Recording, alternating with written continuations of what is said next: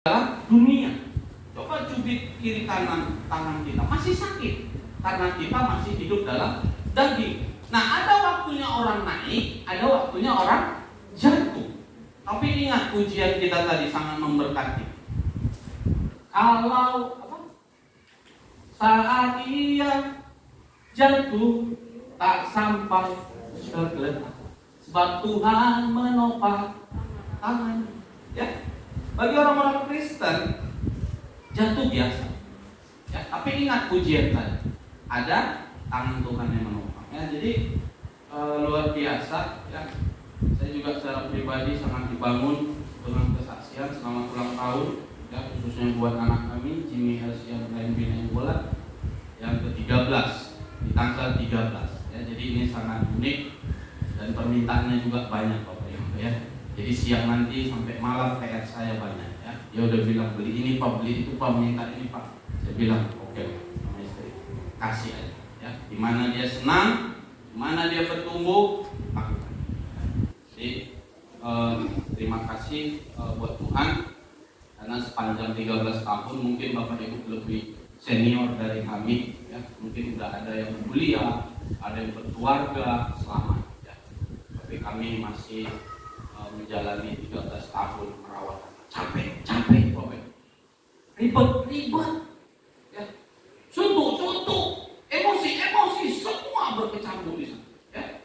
Maka itu kalau ada orang tua, tapi enggak yang di sini ya, di luar sana, sampai bilang mati maho air anak ibu bodoh toh, sampai keluar seperti karena udah memuncak, nggak tahan lagi. Dasar pian dong. Saya kok udah dengar itu, saya mau tanya, kalau anaknya diam berarti bapak mamanya diam dong gitu ya. Jadi tapi itu di luar sana, jauh simpang Paku lewat sekarang lagi ya. Jemaat GBDI nggak ada seperti itu. Kalaupun dia jahat, kau pintar kali kau. Aku jahat, kau pintar ya. Luar biasa. Jangan diulang lagi ya. Berarti salah. Nah, gitu ya. Jadi selamat ulang tahun dan saksian Pak ini juga ya, Pak Tasya, dan itu dalam doa agar promosi demi promosi, karena Tuhan bilang kita naik. Ya, kita jadi kepala, bukan jadi ekor. Kesaksian yang ketiga dari Bapak Sibarani, saya juga sangat terbangun ya. Jadi kesaksian itu tujuannya seperti itu, Bapak. Bukan wah-wahan, bukan supaya dilihat orang, enggak. Goalnya bukan itu. Goalnya adalah bagaimana setiap mata melihat, telinga mendengar, iya ya, Tuhan itu baik. Loh, kenapa dia bisa menerima aku enggak? Loh, aku katanya biji mata Tuhan, kok dia berkatnya aku enggak? Nah, sehingga kita introspeksi diri, sehingga kita bilang, Tuhan, si A kok kau berkati, aku kok enggak ya? Tuhan, suami si A kok bisa tunduk dan taat kepadamu, kok suami kok enggak ya? Tuhan, istri si A kok bisa seperti itu, kok istri kok enggak ya? Gitu. Jadi bukan menjadi ajang wak-wakan, ajang iri ya, tapi ajang memberkati. Saya setuju Bapak Ibu. Saya setuju. Mungkin Bapak Ibu juga setuju. Tujuan kita ke gereja ini adalah mengekspresikan rasa bersyukur kita, berterima kasih kita atas apa? Oh, rumah berpuluh-puluh tahun yang dibangun, no. Oh, mobil yang baru saja dibeli 2 minggu lalu, tidak. Ya. Oh, mungkin umur banyak, bukan hanya itu. Cukup 1 minggu ini boleh berlalu, itu semua karena kebaikan Tuhan. Tapi minggu ini menyakitkan nama, betul. Tapi minggu ini sangat menyeramkan nama. Kalau bisa kau sudah berlalu lah minggu ini. Kok bisa jangan saya alami lah. Betul. Ingat Bapak Ibu, segala sesuatunya waktu Tuhan yang terbaik. Ya, kadang-kala susah dimengerti. Tapi itulah iman kita di dalam Tuhan. Jadi cukup kita mengekspresikan rasa syukur kita sepanjang minggu, cukup. Kok usah muluk-muluk, Tuhan, dulu aku membuat kuburan mamaku bisa bagus, terima kasih. Terlalu jauh dulu. Cukup 1 minggu ini mau lihat itu apa yang terjadi dalam mingguan. Tong doa dong, cukup. Ya, usah terlalu muluk-muluk Bapak Ibu dalam minggu. Kemarin saya diskusi sama kau. Margamani. Dia bilang, bos, kita diskusi lah dulu terkait dengan rohani. Boleh? Karena waktu jam istirahat. Kalau seseorang bandel, jahat, pokoknya semua main cewek, suka maaf ke tempat-tempat apa istilahnya masa-masa apa segala macam, memukul istri, mencueki istri, gaji dipotong, terus mabuk-mabukan, gitu ya. Anak menjadi hancur-hancuran, terus dia dihukum dunia. Kira-kira masuk surga nggak, bos? Kalau dia mati, kira-kira masuk surga nggak, bos? Kalau Bapak Ibu jawab gimana? Ya, dengan sudut mata pandang kita enggak, karena dia jahat, Bapak Ibu. Dia penjahat. Ya, tapi ingat firman Tuhan, semerah ya bisa dibuat seputih salju. Nah, saya bilang, saya nggak mau jawab dia masuk surga atau tidak, tapi tentukan dengan imanmu sendiri. Dengar, Yesus disalib dengan siapa? Penjahat, ya. Kiri kanannya itu penjahat. Jadi jangan bangga pakai salib, Bapak Ibu. Banyak orang Kristen pakai salib di rumah-rumah semua salib. Terus kalau lewat kuburan pegang salib, dalam nama Yesus, dalam nama Yesus. Setan nggak takut sama salib, karena salib itu adalah lambang penderitaan. Itu hanya mengingatkan kita di situlah titik akhirnya Yesus. Jadi kalau ada, maaf, bukan dilarang, tak dilarang, ya, itu bisa jadi biasa atau identitas kita. Ya, kalau ada pakai kalung, terus salib, emas, tidak apa-apa, itu hanya biasa. Tapi jangan berpikir dengan salib ini setan pergi. Oh, enggak, beda. Ya. Nah, saya bilang, Yesus disalib dengan siapa? Penjahat, kiri, kanan, dan kiri. Kemudian para tentara, imam-imam besar mengolok-olok dia. Nah, kita mau bahas, nanti kita akan bahas. Kiri kanannya ngomong apa? Yang satu ngomong, orang lain kau selamatkan, dirimu sendiri nggak bisa kau selamatkan. Terus yang sampingnya lagi ngomong apa? Yesus, anak raja, ingatlah aku saat engkau nanti di Firdaus. Penjahat, Bapak Ibu. Udah diambang kematian, nggak akan mungkin ke gereja lagi, nggak mungkin dia. Turunkan udah, Pak, aku mau ke GPD sudah kali rebo, nggak mungkin. Orang udah posisi disalib. Dia cuma bilang dengan imannya, Yesus, anak raja, ingatlah aku pada saat kau berada di Firdaus. Apa kata Yesus? Wow, luar biasa. Jadi melayani Tuhan, iman, kita nggak bisa batasi, Bapak. Makanya dibilang rancangan Tuhan dengan rancanganku jauh. Jadi kita nggak bisa menghakimi. Apa kata Yesus? Pada saat ini juga, ya, masuk surga dia. Penjahat. Saat ini juga kau sudah bersama-sama dengan di Firdaus. Wow. Puji nama Tuhan. Ya, saya bilang tentukan sendiri. Oh, iya bos ya, agak susah nih bos. Pulang, tentukan doa, tentukan. Ya, karena mereka AKBP, ya, jadi agak sedikit doktrinnya berbeda dengan kita. Nah, seperti itu bos dalam kehidupan. Jadi rasa syukur kita itu penting. Puji nama Tuhan. Nah, kita buka firman Tuhan siang hari ini yang tertulis di Galatia 6.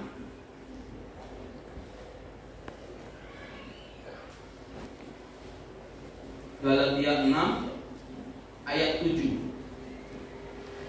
Siang hari ini kita mau belajar firman Tuhan terkait dengan tabur tuai. Ya. Siap menabur, siap menuai. Amin. Kebetulan jemaat kita ini banyak yang ini para petani ya. Jadi sangat enak nih firman Tuhan.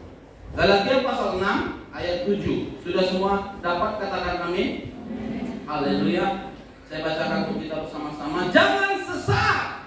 Bapak Ibu di sana tanda seru, garis bawahi spidoli. Kalau di handphone bisa di crop mungkin ya. Jangan sesat. Ya, kalau tanda seru itu harus keras bilangnya. Ya. Jangan sesat.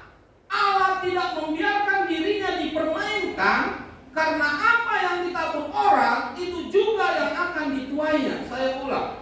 Jangan sesat. Allah tidak membiarkan dirinya dipermainkan, karena apa yang ditabur orang itu juga yang akan dituai. Puji nama Tuhan. Bapak Ibu Saudara terkasih dalam Tuhan, kita orang Kristen percaya yang namanya hukum tabur tuai. Yang percaya katakan amin. Amin. Kita orang Kristen percaya nggak hukum karma? Tidak. Ya. Nah, kalau ditanya, aman, beda nggak hukum karma dengan hukum tabur tuai? Beda. Ya. Jadi kita orang Kristen nggak ngaku yang namanya hukum karma. Itu kalau kita baca historinya, itu saudara-saudara kita yang Buddha atau Hindu ya? Antara itu yang percaya reinkarnasi atau hidup kembali. Nah, Buddha ya, Buddha. Hindu. Itu mereka karma. Ya. Termasuk saudara kita yang seberang juga Muslim, mereka percaya. Maka itu kalau banyak film-film Indosiar karma. Nah, tapi kalau kita orang Kristen, kita nggak percaya itu. Ya, walaupun persamaannya itu sama. Ya, tapi Alkitab berkata hukum yang ada pada kita adalah hukum tabur tuai. Ya, disederhanakan. Nah, apa bedanya? Kalau hukum karma itu melakukan apa yang kita lakukan selama hidup kita, terus nanti kita tuai setelah kehidupan yang lain. Itu karma. Jadi sehingga seperti mempercayai reinkarnasi, hidup kembali. Jadi pada saat hidup kembali nanti disitulah terjadi karma. Nah, kalau hukum tabur tuai kita lakukan selama hidup kita dan kita tuai selama hidup kita. Ya. Loh, tapi kadang-kadang bang yang nggak sampai hidupnya, dia punya keturunan.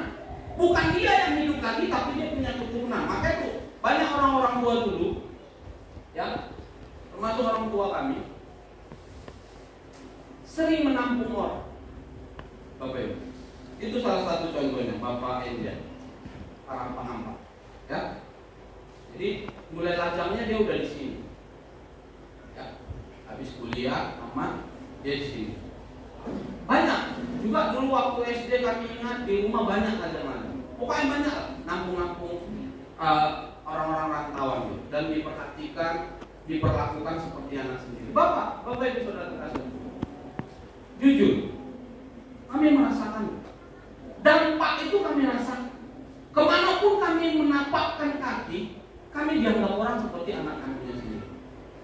Saya sejak kuliah sampai ke Lampung, sampai ke Palembang, sampai Kalimantan, dan sampai di sini, kami diperlakukan seperti anak sendiri. Artinya ada di sana berbicara tabur tuai. Kalau kita tabur sampai mati itu nggak diterima, Mbak.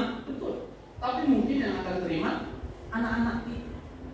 Apa yang kita tabur itu yang akan dituai. Nah, itulah perbedaannya Bapak Ibu. Sehingga sangat jauh beda. Persamaannya apa? Ya, dia sama-sama ada karena dosa. Jadi karma sama tabur tuai itu ada memang karena dosa.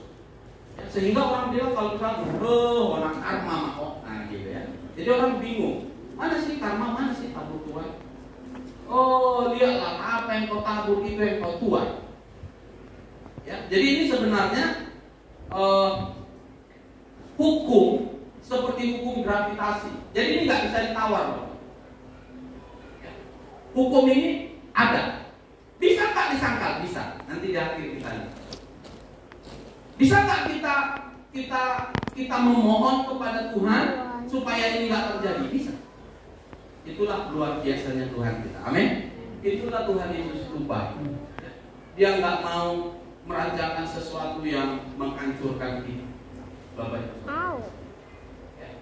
Nah, hidup ini tabur tuai. Jadi apa yang kita tabur, itu yang kita tuai. Saya sangat setuju tadi kesaksian tadi. Datang ke gereja ini udahlah, nanti tulus aja. Kemarin istri saya cerita, nggak tahu. Saya juga agak bingung.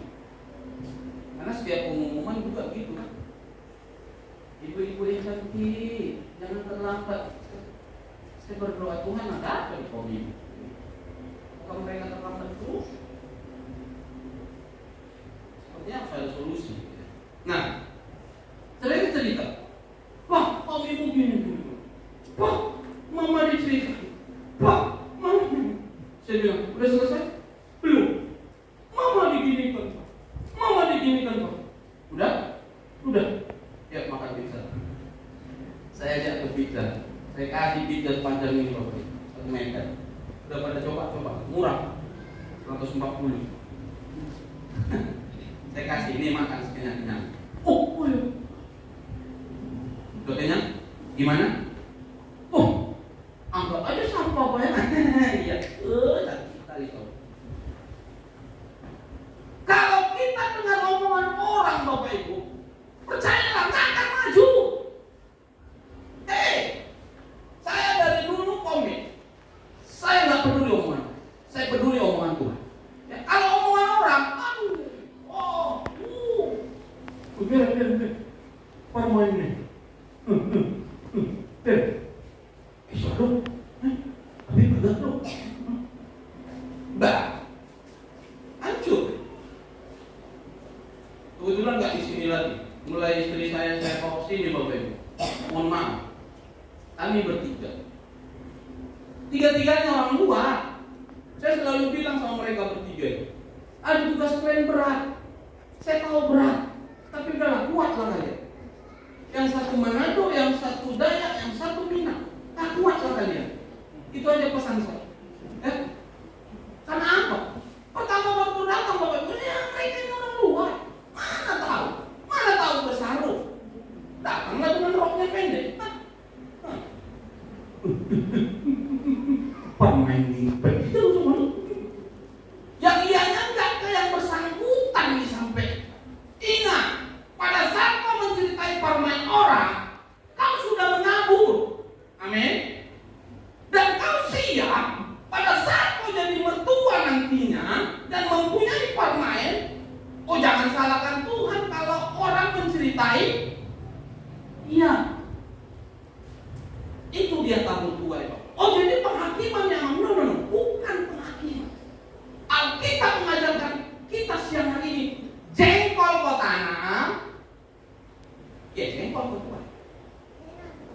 Ada seorang yang beriman. Dia suka sekali durian, sama dengan saya. Itu Bapak Ibu juga. Kemudian saking sukanya dia, ini ilustrasi. Dia datang ke penjualan bibit durian. Dia pergi ke sana. Dia bilang, saya mau beli bibit durian. Ya, orang beriman. Terus penjual bilang, bibit durian kosong Bang, yang ada bibit jengkol. Oh, Tuhan bilang apa yang kau perkatakan, itu yang terjadi. Aku beli bibit jengkol. Dia beli, dia bawa pulang. Dia gali tanah, dia tanam.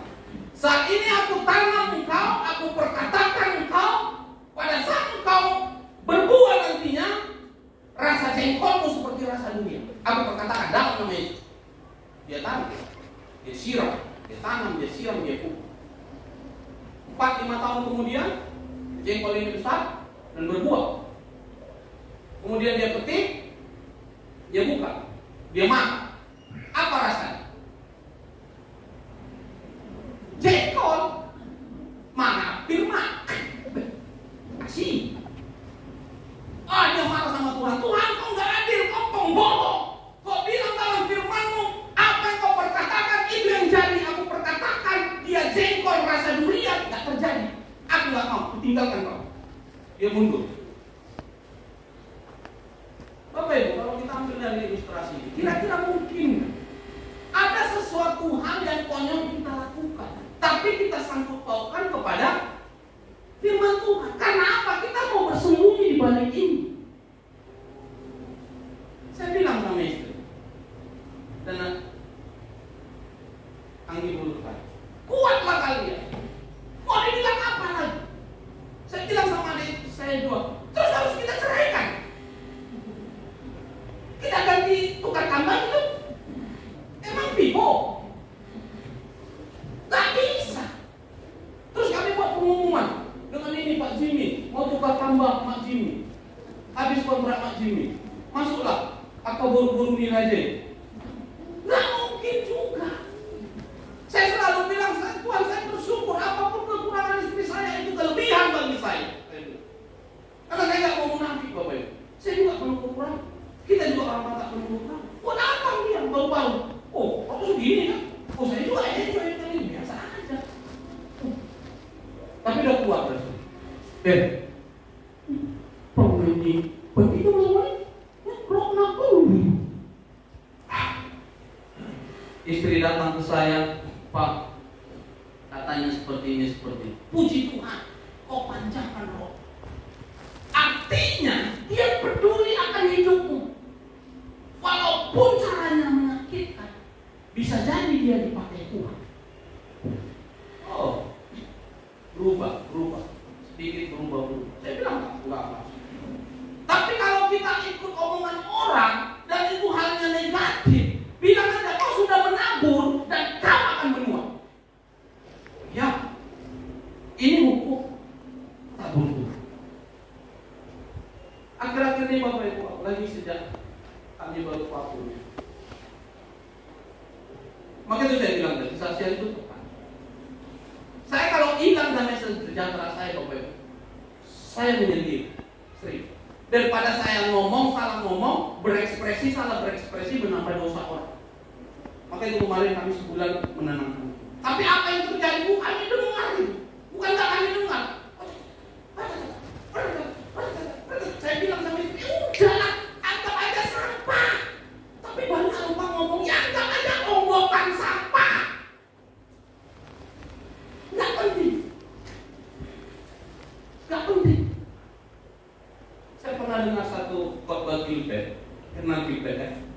Dia haleluya. Dia bilang, Bapak Ibu, saya sudah melayani Tuhan 35 tahun. Jangan anggap saya berdiri saat ini di mimbar ini udah menjadi orang yang kuat, pendeta yang kuat. Saya tiap hari diceritai orang, tiap minggu diceritai orang. Tapi saya bilang Tuhan beri saya hikmat. Tuhan bilang sama dia, lawan apa yang dikatakannya sampai dia capek sendiri. Bulan pertama Gilbert diceritain. Ini kesaksian dia. Tengok tuh si Gilbert. Gendut. Napas aja udah susah. Dasar pendeta yang gak pernah puasa.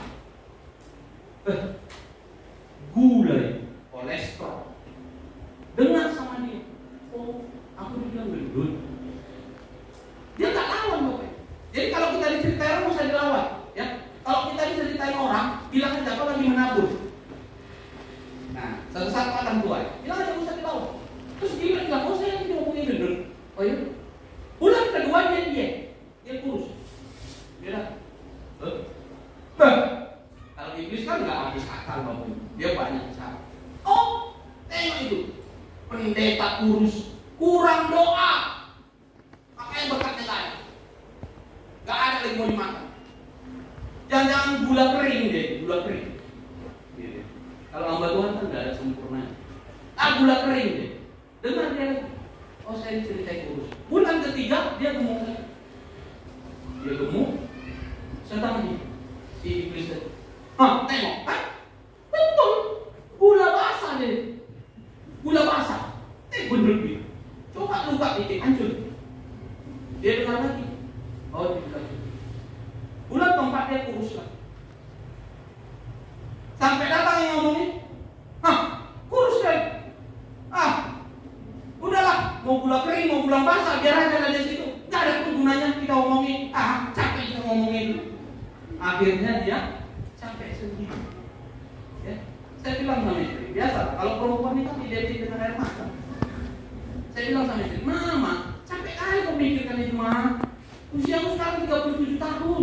Nanti kalau kau pikirkan itu sayang, mukaku kayak 50 tahun. Kalau jalan kita dua, dia nggak aku jalan sama opungku.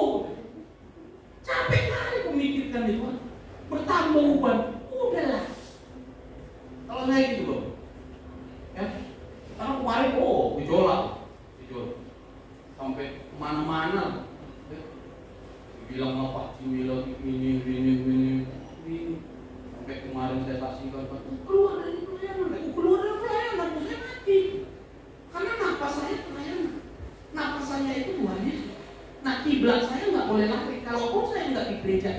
kiblat saya tetap Tuhan Yesus. Itu nggak boleh, Bapak. Kiblat kita, arah kita, busur panah kita itu nggak boleh berubah. Kalaupun kita lagi down, ya down aja. Bapak, ya. Apalagi kayak masa pandemi ini, Bapak. Gak usah sok jago, gak usah sok jago. Saya di kerjaan saya bilang, kalau ada yang nggak percaya, ada yang masih nggak percaya COVID, suruh ke saya.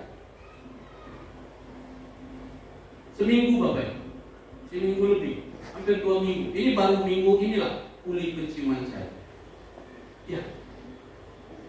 Tadi aja saya pakai baju jas ini udah kendor. Ini keempat kali, Bapak. Puji Tuhan. Ternyata diet itu.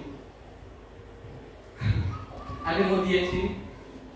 Diet yang paling gampang itu sakit. Tapi sampai kok sakit sama ada gampangnya. Dia lagi duduk kayak gini. Oh cinta kok Bapak cucok. Ingat. Ya, kurus kan. Jadi kalau ada yang bilang nggak ada COVID, bertobat. Ya, ada COVID. Ya, ada. Bahkan di udara kita ini sekarang udah. Ya, sehingga ada bermacam-macam mitigasi. Salah satunya kita beriman kepada Tuhan. Tuhan, aku beriman kepada aku nggak akan kena COVID dalam nama Yesus.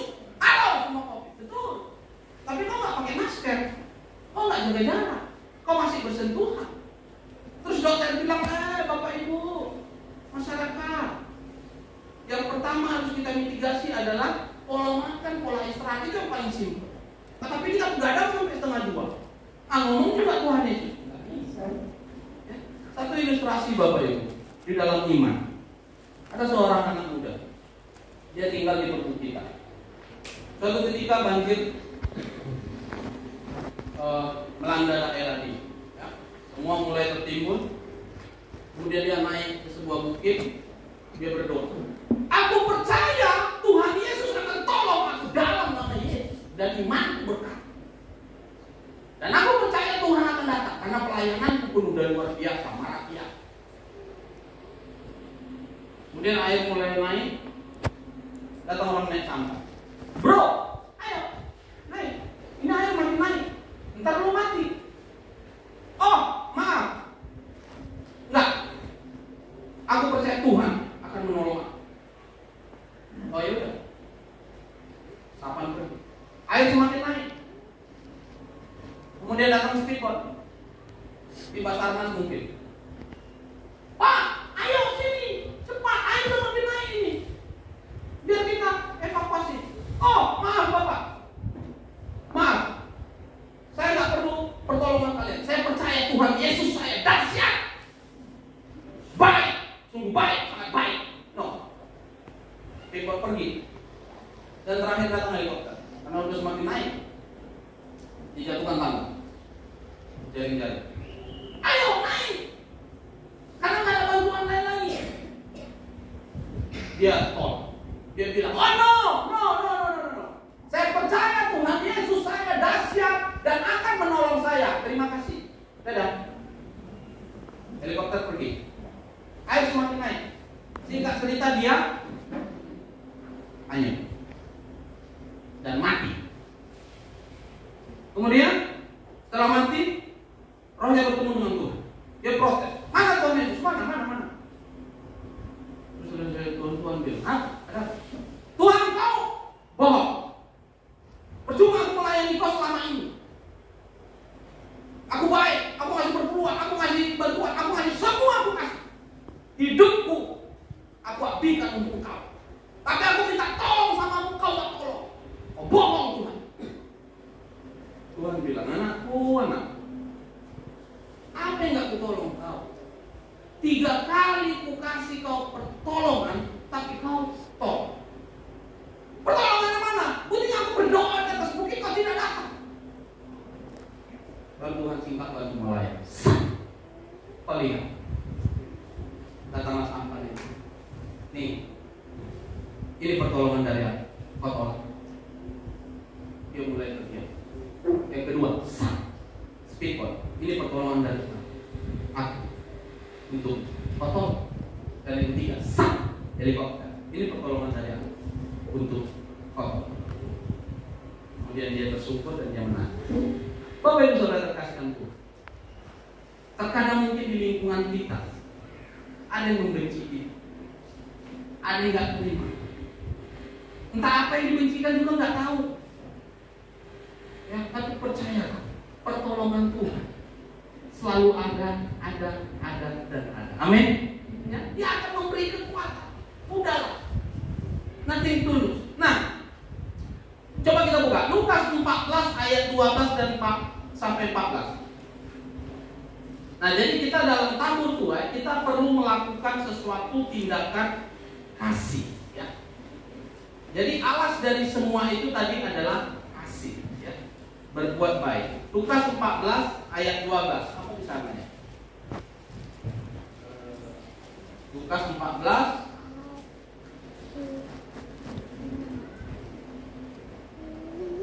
ayat 12 sampai 14. Demikian firman Tuhan. Sudah dapat? Ya. Siapa yang harus diundang? Nah, ini sangat dekat dengan orang Batak. Ini orang Batak, ya. Kita baca, saya baca buat kita. Siapa yang harus diundang? Dan Yesus berkata juga kepada orang yang mengundang Dia. Ya, jadi Yesus di sini lagi diundang. Apabila engkau mengadakan perjamuan siang atau perjamuan malam, janganlah engkau mengundang sahabat-sahabatmu atau saudara-saudaramu atau kaum keluargamu atau tetangga-tetanggamu yang kaya, karena mereka akan membalasnya dengan mengundang engkau pula. Dengan demikian engkau mendapat balasnya. Ayat 13. Tetapi apabila engkau mengadakan perjamuan, undanglah orang-orang miskin, undanglah orang-orang cacat, orang-orang lumpuh, dan orang-orang buta. Ayat 14. Dan engkau akan berbahagia karena mereka tidak mempunyai apa-apa untuk membalasnya kepadamu, sebab engkau akan mendapat balasnya pada hari kebangkitan orang-orang benar. Wow. Saya bilang, pesta kita orang Batak itu hari apa sih istilahnya? Jula-jula atau arisan? Pesta kita. Artinya gini, hukumnya simpel aja. Moloroho, roau. Gitu ya. Itu kalau kita. Ya. Jadi ada istilah ABB gelena, artinya tinggal membayar gitu. Ya, jadi seperti balas membalas, ya, hukum balas lah. Kalau kau datang ke pestaku, aku datang ke pestamu. Saya kalau melihat sih ada larinya ke sana.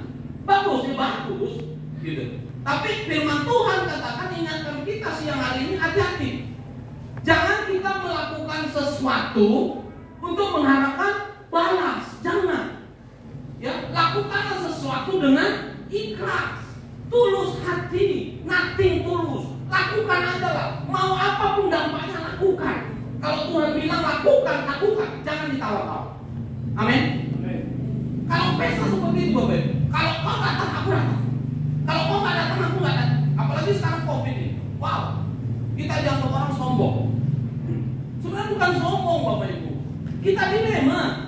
Pemerintah bilang jangan keramaian. Nah, tapi semua dibuka, mah betul. Tapi kalau nggak datang, kami gimana? Kami tulang. Tapi puji Tuhan, tetap berhikmat para panitia-panitia. Ya, saya berapa kali ngikuti pesta, walaupun di masa pandemi. Puji Tuhan, jadi berhikmat. Sebenarnya bukan itu yang diharapkan, Bapak. Bukan takut. Ya. Hati-hati dengan kata-kata takut. Kita bukan takut sama siapa? Ya, karena Alkitab berapa ratus kata itu berkata jangan takut. Ini bukan berbicara takut tidak takut, tidak. Ini berbicara berhikmat. Kita belajar berhikmat. Karena firman Tuhan katakan berhikmatlah engkau.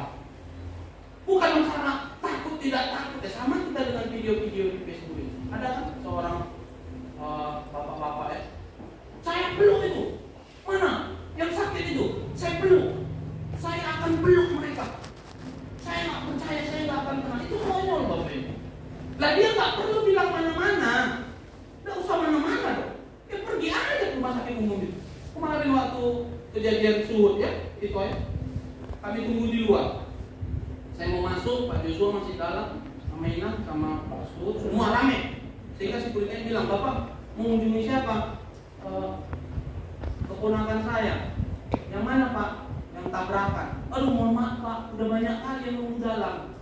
Jadi mohon maaf Bapak nggak boleh masuk. Tunggu yang dalam dulu keluar, baru Bapak masuk. Oh ya udah. Saya tunggu di luar. Saya duduk sama istri. Saya lihat di sudut sana ada tergeper-geper orang. Saya nggak tahu. Saya tanya ibu-ibu samping, ibu lagi nunggu ini juga keluarga. Iya nak. Sakit apa bu? Covid. Oh Tuhan. Itu ada 2 meter. Oh Covid. Siapa Covid bu? Bapak suami saya. Oh jadi yang mana? Itu belum dipegang juga dari tadi. Kecampak-campak di sini Bapak Ibu. Saya mereka belum ditangani karena mereka menunggu karena ruang isolasi penuh. Gitu. Saya bilang, ya Bu, buat layak berdoa lagi. Iya, makasih nak. Aku saya tanya, mana? Pergi aja ke sana. Izin, dok, bentar ya. Saya mau peluk ini. Belum aja. Oke, itu namanya konyol. Nah, saya lihat di pesta luar biasa, para panitia mulai mereka berhikmat. Saya lihat kalau biasanya kan menyendiri ya, tulang, robot, apa segala macam sendiri. Kalau sekarang digabungkan sekali jalan gitu ya, yang bisa sekali jalankan, yang nggak bisa ya ini aja dipisahkan, tapi ngomong gak usah lama-lama, gak usah semua inti-intinya aja. Itu bagus. Itu salah satu mitigasi kita. Jadi kalau dibilang orang mata itu berpesta itu, tapi kalau dia ke dalam nanti ternyata mereka berhikmat, gitu ya. Jadi luar biasa Bapak. Nah, itu yang firman Tuhan siang hari ini kata. Kalau kita mengundang atau kita berbuat sesuatu yang baik, jangan harapkan balasnya dari dia. Ya, ini teks kita. Kita harus lebih taat kepada Allah daripada kepada manusia. Kita harus lebih taat kepada Allah. Fokus kita kepada Allah. Kalau kau berharap orang manusia membalas yang baik, halo, jauh. Maka itu sehingga banyak orang berkata, aku udah baik sama dia, aku udah melakukan apa? Kok dia gitu ya Edak ya? Ingatkan dia akan firman Tuhan. Oh iya dah, itu akan terjadi karena firman Tuhan berkata. Iya. Ya. Saya yakin di antara kita merasakannya. Ya.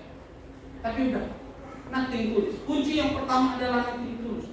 Tulus aja, ikhlas aja, jalanin aja. Apa kata orang mau bilang, tengok anak gadis itu, hancurkan, rusakkan, biar aja. Oh, tengok permainnya, tengok herannya, tengok bodoh. Kalau kita dengar itu hancur, ya, nothing tulus, ikhlas aja, terserah. Yang kedua, ya, kita harus siap menolong siapa saja dan kapan saja. Jangan melihat-lihat orangnya. Ya, firman Tuhan yang hari ini katakan jangan undang saudaramu yang kaya-kaya aja. Karena kau berharap nanti ampunnya akan balas besar. Jangan. Ya, anak-anak Tuhan itu harus siap menolong siapa saja dan kapan saja. Nah, yang terakhir kita harus menantikan balasan dari Tuhan. Karena firman Tuhan katakan jika tangan kananmu memberi, hendaknya tangan kirimu jangan mengetahui. Nah ini. Maka itu kemarin gak tahu mungkin salah satunya kami diceritai karena gini Bapak Ibu, saya punya prinsip ya, ini prinsip itu saya paling gak suka orang diagung-agungkan seolah-olah dia udah melebihi Tuhan. Terkadang lupa mengucap terima kasih aja kepada orang. Terima kasih. Tuhan lupa. Maka itu di gereja ini sejak awal saya bilang, kalau ada orang memberi, ya, kalau ada orang memberi, itu karena ada pada dia dan dari Tuhan. Kok saya agung-agungkan? 2000 berapa itu? Saya menentangnya ya, di kaum ibu ribut gara-gara baju. Oh saya bilang terserah kaum ibu mau sakit atau apa, itulah saya. Gak usah. Baru next lagi lanjut ada memberi ini memberi itu apa? Apa sih? Ada pada kita beri itu karena ada. Nah Alkitab berkata janda itu memberi dengan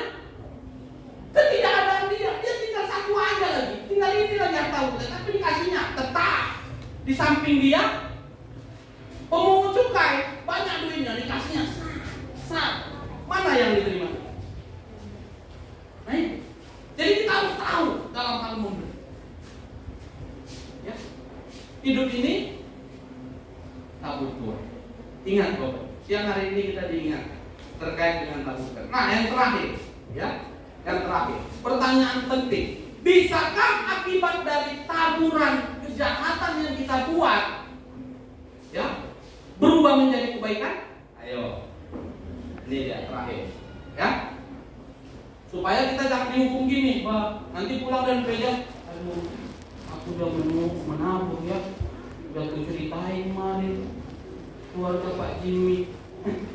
Aduh, aku udah jahat sama istriku ya, berarti aku nanti dijahati. Aduh, aku udah mencuri ya, berarti nanti hartaku akan dicuri. Aduh, aku udah jahat sama helaku ya, berarti nanti helaku membalas itu.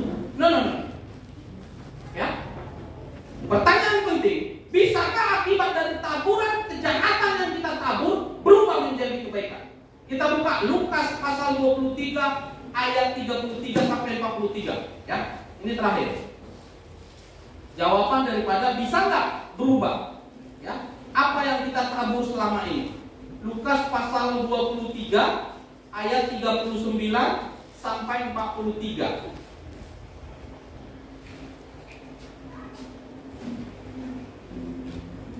Lukas pasal 23 ayat 39 sampai 43. Ini dia tadi.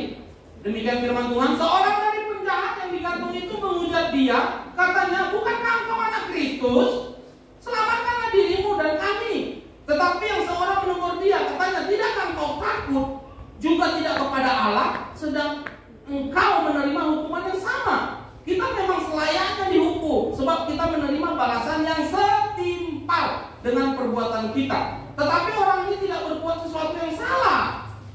Lalu ia berkata, Yesus, ingat akan aku apabila engkau datang sebagai raja. Kata Yesus, Bapak Ibu, stabilo garis bawah, kata Yesus kepadanya, aku berkata kepadamu, sesungguhnya hari ini juga engkau akan bersama-sama dengan aku di dalam Firdaus.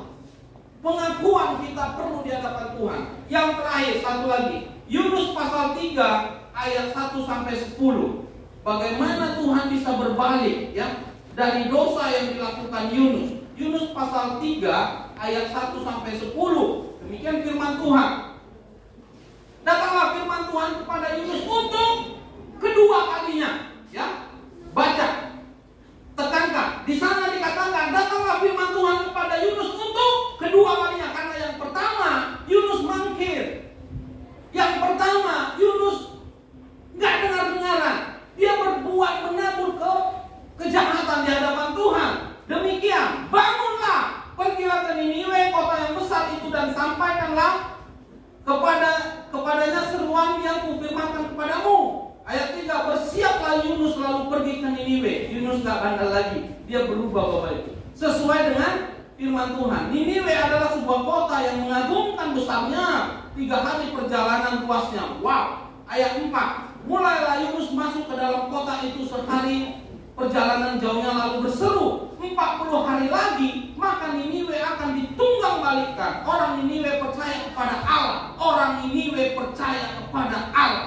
Lalu mereka mengumumkan puasa, dan mereka, baik orang dewasa maupun anak-anak, mengenakan kain kabung. Setelah sampai kabar itu kepada raja kota Niniwe, turunlah ia dari singgasananya, ditanggalkannya jubahnya, diselubungkannya kain kabung, lalu duduk ia di abu. Ayat 7, lalu atas perintah raja dan para pembesarnya, orang memaklumkan dan mengatakan di Niniwe demikian, manusia dan ternak, lembu, sapi dan kambing domba tidak boleh makan apa-apa, tidak boleh makan rumput, dan tidak boleh minum air. Haruslah semuanya, manusia dan ternak, berselubung kain kabung dan berseru dengan keras kepada Allah, serta haruslah masing-masing berbalik dari tingkah lakunya yang jahat dan dari kekerasan yang dilakukannya. Siapa tahu, puji nama Tuhan, puji nama Tuhan.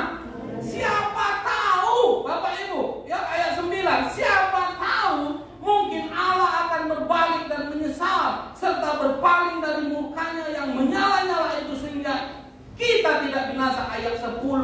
biasa. Ayat 10 luar biasa. Perhatikan. Ketika Allah melihat perbuatan mereka itu, yakni bagaimana mereka berbalik dari tingkah lakunya yang jahat, maka menyesallah Allah. Maka menyesallah Allah karena malapetaka yang telah dilancarkannya terhadap mereka. Dan ia pun, sama-sama kita baca, tidak jadi melakukan. Puji nama Tuhan. Bapak Ibu Saudara terkasih dalam Tuhan, mari kita introspeksi diri. Kalau selama ini kau sudah banyak menabur kejahatan, kalau selama ini kau telah banyak menabur kebencian, kalau selama ini kau telah banyak menabur apapun itu yang berbau kejahatan, percaya, berbaliklah kepada Tuhan, bertobatlah, memohon ampun di hadapan Tuhan. Maka kita berkata, ia pun tidak jadi melakukan. Puji nama Tuhan. Haleluya. Demikian firman Tuhan.